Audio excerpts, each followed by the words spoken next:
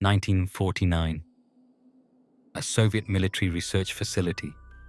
5 political prisoners. 15 days awake. An experimental gas meant to eliminate sleep forever. They were promised freedom if they stayed awake for 30 days.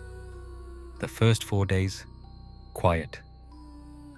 They read, spoke softly, laughed even.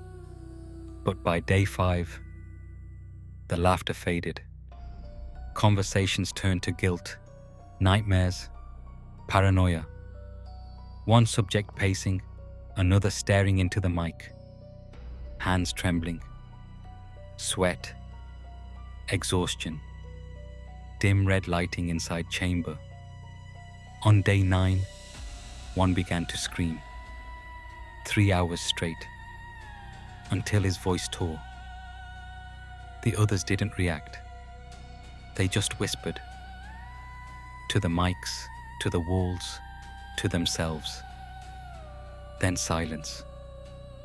They covered the glass with pages, smeared in filth. The chamber went dark. Oxygen meters spike. Researchers exchanging nervous glances.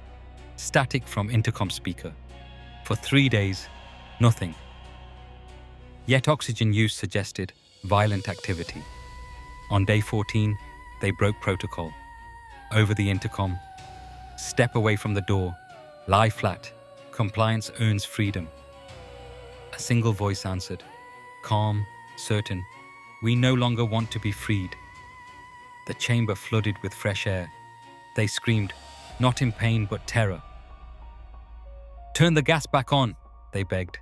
4 still alive, none recognizably human. Flesh torn away by hand, organs pulled out and arranged neatly on the floor. Still working. Sedatives failed. They begged to stay awake. One patient nodded when asked if surgery should continue without anesthetic. 6 hours later, he was still alive. He wrote 2 words on a pad. Keep cutting. The survivors were wired for another test.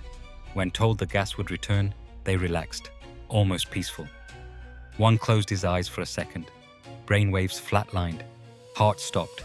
The others screamed to be sealed in again. The commander ordered the chamber sealed, with everyone inside. One researcher shot him dead, then the mute subject, then turned to the last one. What are you? He screamed. We are you, the madness you bury when you sleep, the animal you sedate every night.